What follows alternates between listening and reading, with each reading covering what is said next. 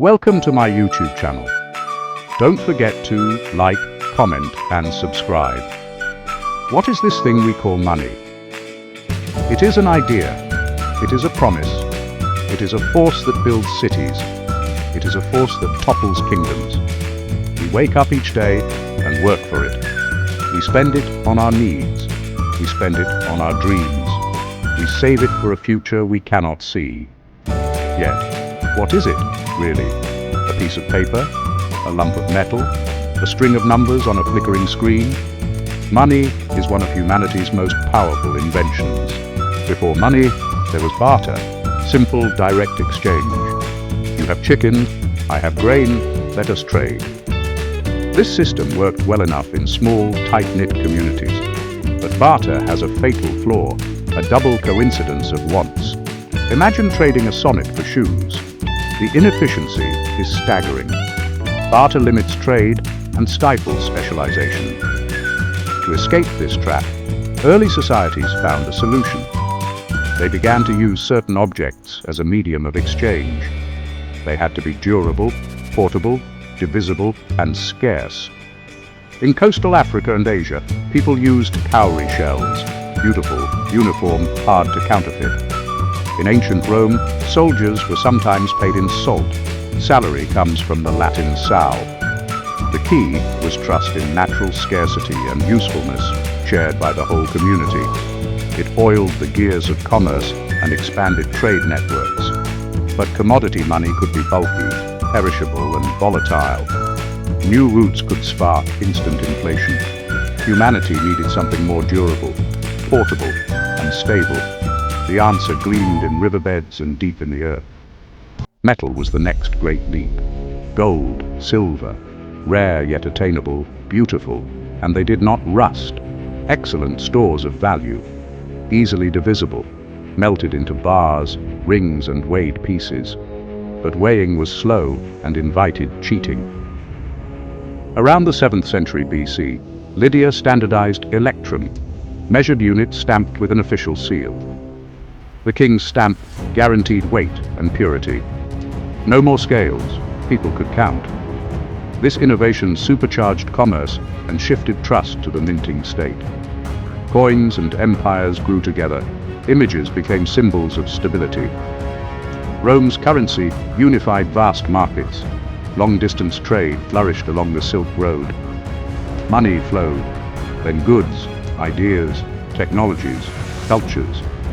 When empires stood strong, their currencies were trusted. When they fell, coins returned to raw metal. Rulers faced temptation, recall, melt, and remint with cheaper metals. This debasement was ancient inflation. Trust eroded. More coins were demanded for the same goods. The history of coinage is a tug-of-war between state power and public trust. Each step in this evolution was a revolution. Next came a promise on paper and the rise of banks. The story of money is the story of us. Carrying chests of metal was dangerous. Merchants and goldsmiths needed a safer way. They issued paper notes, a claim check for gold in the vault. People realized they could trade the receipts directly. Paper money was born. Most gold sat idle, creating opportunity.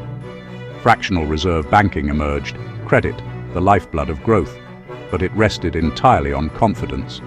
When trust broke, bank runs collapsed institutions, notes became worthless overnight. States stepped in, regulation and central banks. They gained currency monopolies, notes backed by the full faith and credit of nations. Trust shifted from local bankers to public institutions. Technocrats steered with tools like interest rates, seeking balance. But concentrated power could be abused. Weimar printed marks into worthlessness. Savings wiped out, society shaken. Your wealth became ledger entries across intermediaries. This dependence on centralized ledgers would face a new challenger in the digital age. That's the thing. To understand the world we live in today, on this 13th day of October, 2025, we must understand the ascent of money. For much of the 19th and early 20th centuries, currencies ran on gold. Gold limited excess printing but was rigid and struggled with shocks. In 1971, President Richard Nixon ended dollar convertibility. Fiat was born, value by decree, backed by trust, not metal. All major currencies today are fiat, floating on markets. The US dollar became the world's primary reserve currency.